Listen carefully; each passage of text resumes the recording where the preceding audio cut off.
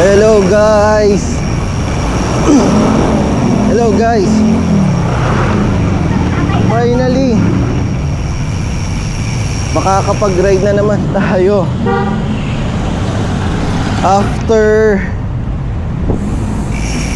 almost a month. Ay hindi pala, lagpas 1 month din na wala tayong ride because of napakaraming events na pinuntahan, sobrang busy, plus yun nga, napanood nyo naman sa mga previous na mga in-uploads ko yung travel namin. As in talagang halos isang buwan o lagpas ng isang buwan ako wala talagang ride. Kahit short ride wala talaga. Ngayon lang ulit.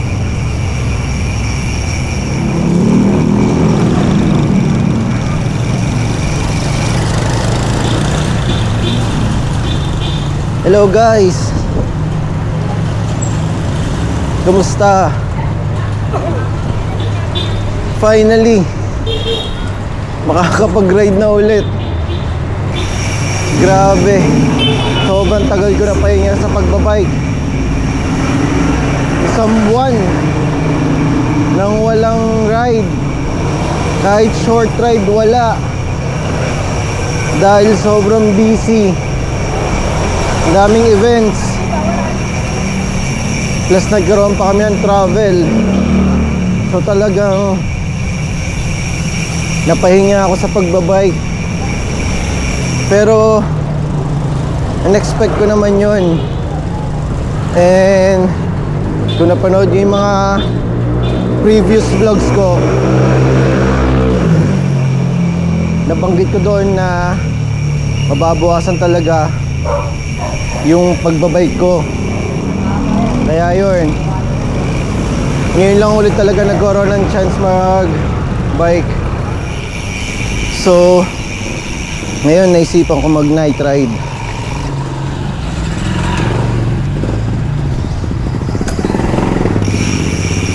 Pero ayoko muna sumagad. Parang gusto ko lang puntahan muna yung dinadayong building sa Makati na kapag December punong-puno ng ilaw at sobrang liwanag. Tsaka chill ride lang. Mahirap lang ma-puwersa kasi napakatagal niya na pahinga. Kaya guys, tara, Rockwell tayo ngayon. Let's go! Time check 5:45 ng hapon. Pero madilim na. Dapat kanina pa ako umalis, mga 4:30. Naka-ready na ako, kaya lang niisip ko umaga ako aalis at maaga ako makakarating doon, baka hindi pa bukas yung mga ilaw sa buildings. So sabi ko sige, mga 5:30 na ako aalis para sure dating ko doon madilim na at bukas na yon pagdating ko. So nandito ako ngayon sa Araneta Avenue, and tagos nito pa Santa Mesa, tapos Mandaluyong, and yun pa Rockwell na. Ito talaga yung dinadaanan namin kapag pupunta kami ng Makati or BGC.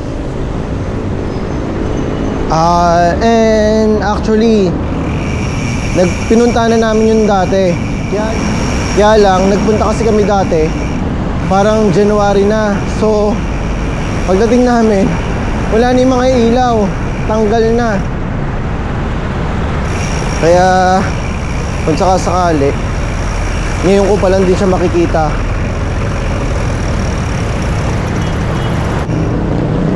Ito lang ang kalaban ngayon. Dahil rush hour na, expect na natin ang sobrang traffic. Plus yung mga dadaanan pa natin, Santa Mesa, Mandaluyong, going to Makati, talaga maraming mga sasakyan dyan. Pero okay lang, hindi naman tayo nagmamadali. Chill ride lang naman tayo.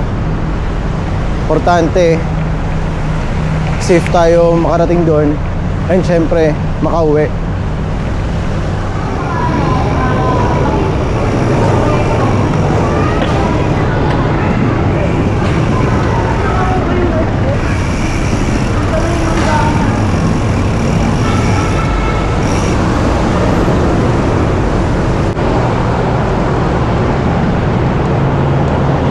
Guys, nakatawid na tayo sa E-Road or sa E. Rodriguez, and dire-diretso lang to hanggang SM Santa Mesa. Then pagdating sa dulo, kakanan tayo papunta ng F Manalo. Then pagdating ng F Manalo, kaliwa, dire-diretso na yun, pa Mandaluyong naman. Oo nga pala guys, baka laging solo ride muna tayo ngayon. Nakakalungkot lang kasi si Jason, yung madalas ko kasama mag-ride, nagkaroon ng medyo seryosong sakit. Though okay na siya, mabilis yung recovery niya, pero syempre hindi mo na siya pwede mag-bike. Kaya ayun, malamang sa malamang solo ride lang ako lagi, unless available si JR and si Noriel. Sana sa mga susunod na ride, sana available sila. Kaya paring Jason, pagaling ka, palakas ka, para makaride na tayo ulit. Patawid na tayo sa Aurora Boulevard.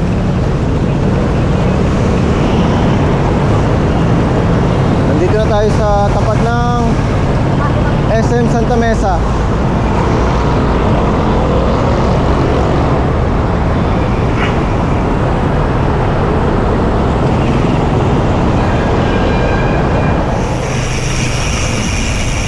Nandito na tayo sa dulo ng Araneta Avenue. Yung mga kakaliwa dyan, papuntang San Juan yan, o kaya sa Ortigas. Dito tayo sa kanan.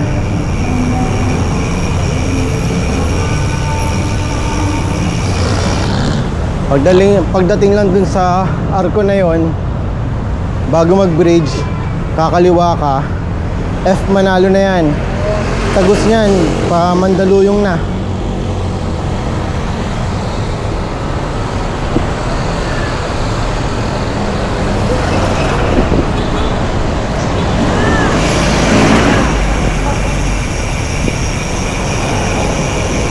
Yan, bali ito yung dulo naman ng San Juan, yung arko na yan.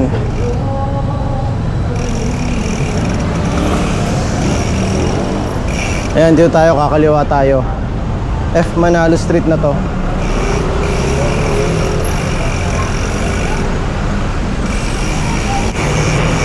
So guys, nandito na ako sa Mandaluyong. Medyo traffic, kaya ang bagal ng ride natin. Patawid na tayo ng Shaw Boulevard. Dire-diretso lang tayo.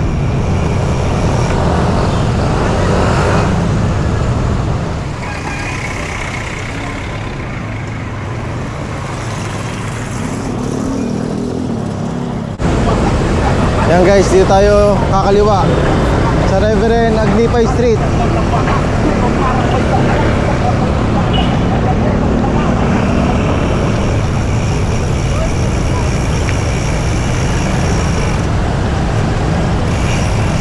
Traffic na yata talaga. Time check 6:30. So talagang rush hour na. Gutom na rin ako ah. Nice! Nasusulyapan ko na yung mga buildings na maraming ilaw. Finally, makikita ko na siya ng malapitan. Ang ganda lang din talaga pag night ride. Kahit na matagal ka na bakante, wala kang ensayo, hindi ka kagad napapagod kasi walang init eh. Kung nag-ride ako ng may araw, kahit malapit lang, sigurado pagod na ako. Ayan guys, oh, natatanong nyo naman. Diyan tayo pupunta, yung mga building na maraming ilaw na yan. Pag malapit na tayo, mas maganda pa yan. Approaching Mandaluyong City Hall na tayo.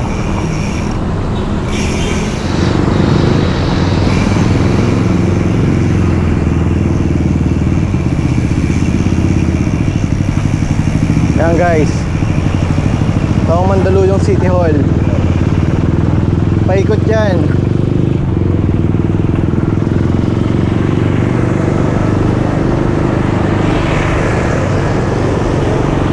Liwanag dito ah.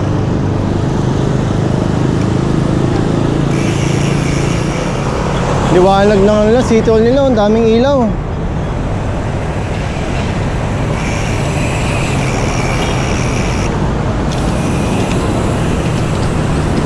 Ganda ng City Hall nila.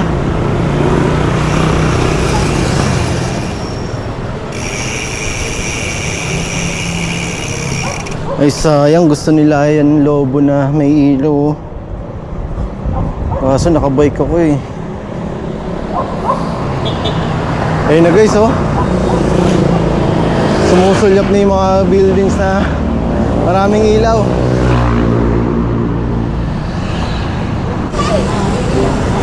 Ayun na guys. Ayun na, oh. Grabe, oh, ang ganda, oh.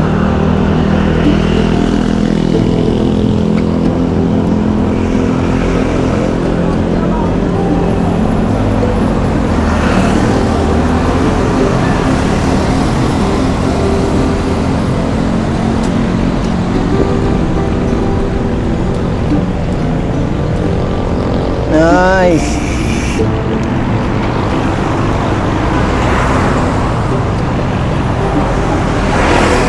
Yan, ganda sa mata.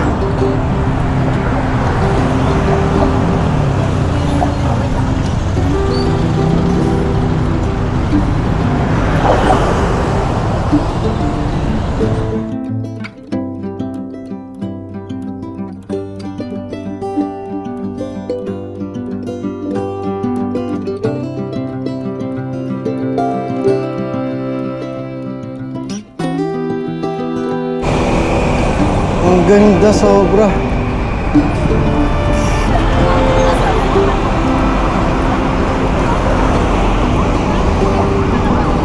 Ayun na yung Rockwell Power Plant Mall.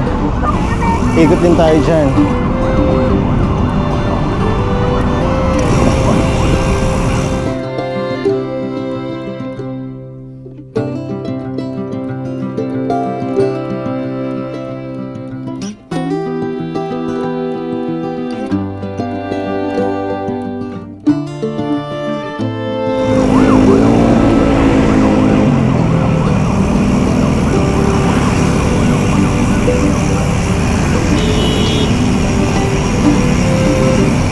Finally, natsyempohan ko rin. Ang ganda. Ngayon, ikot tayo sa Rockwell Mall or Rockwell Power Plant Mall.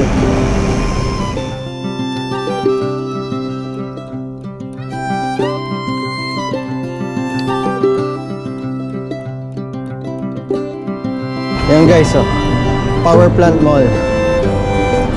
Isang napakaganda at napakasosyal na mall. Kapag may chance, pupunta kami dito ni Mrs. para mamasyal.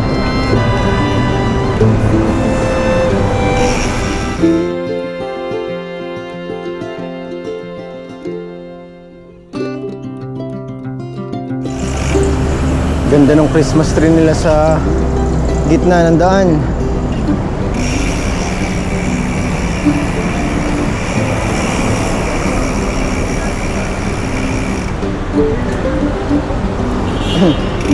Sulit tong short ride ko ngayon, nakakamiss dito. Tagal ko nang huling napunta dito sa mall na to or sa lugar na to. Guys, grabe, napakaganda talaga. Pasko na. Iba talaga yung feeling na magpapasko. Parang kahit saan ka mapunta, napakaganda ng makikita mo.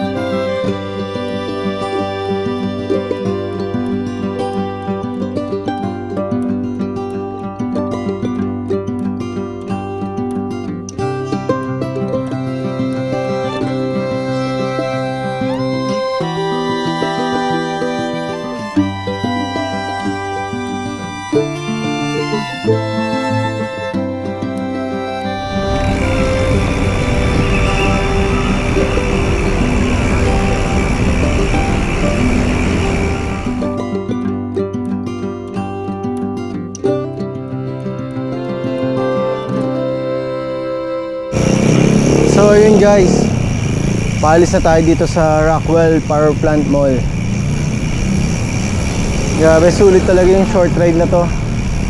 Nakaka-relax. Hindi mainit, tapos mahangin pa. Tamang ano lang, ride lang tayo ngayon. Diyan ulit tayo sa flyover na yan dadaan.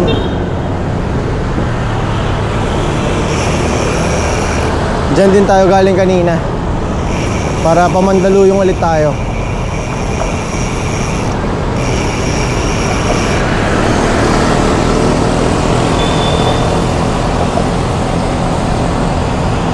Bye Rockwell!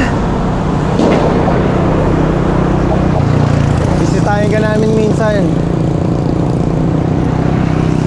Sama ko si Dayan and si Laya, syempre.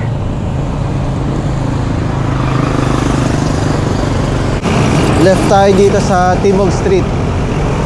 Pabalik to ng San Juan, ng Mandaluyong, Manila, and syempre Quezon City.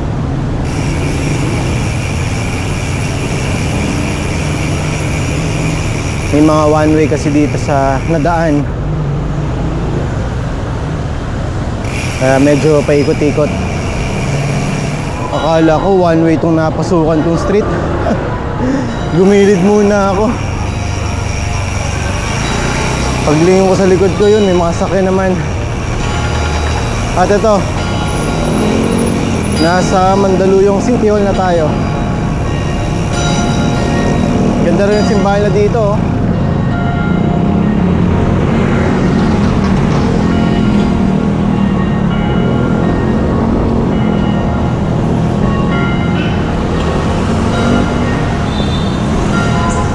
Nandito tayo ngayon sa kahabaan ng F. Martinez. dito sa Mandaluyong.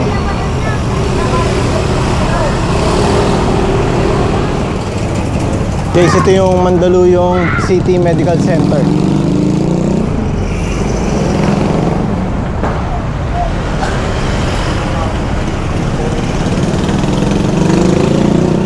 Barangay Addition Hills pala to, dito sa Mandaluyong.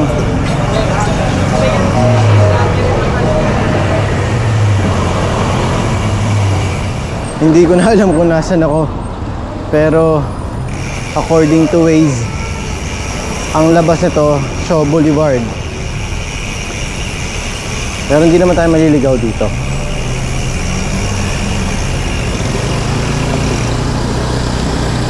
Pag hindi nga alam o naliligaw, walang ibang gagawin kung hindi magtanong. Huwag mahihiyang magtanong. Makakauwi rin tayo.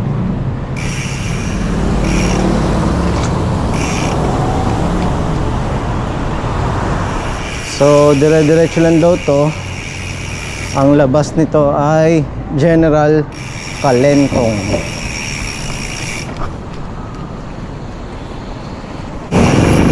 Okay, nasa F Manalo na tayo ulit.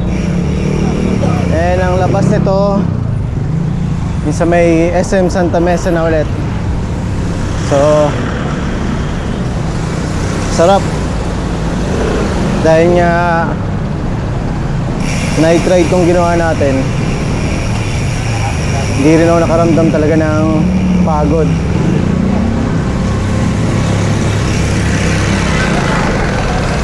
Pero syempre, hanggat maaari, tuloy-tuloy lang yung pagbabike.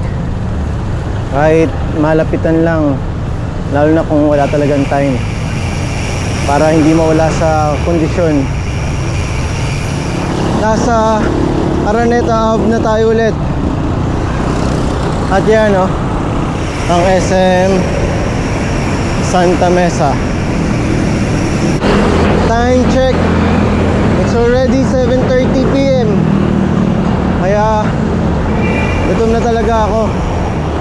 Pero malapit-lapit na din naman. Ano, kung pwede lang mag-skyway para mas mapabilis yung uwi.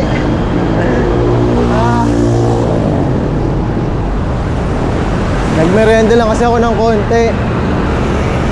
Ayoko naman kasi umalis ng after dinner, kasi ayoko rin naman umuwi ng late, lalo na mag-isa lang ako. Guys, nandito na tayo sa Araneta Avenue, patawid ng Quezon Avenue. Madalas talaga dito ipon ng sasakyan kasi dito yung exit ng mga bumababa galing Skyway.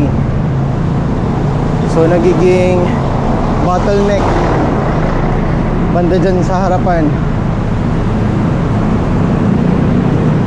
Konti na lang, makakarating na tayo sa bahay.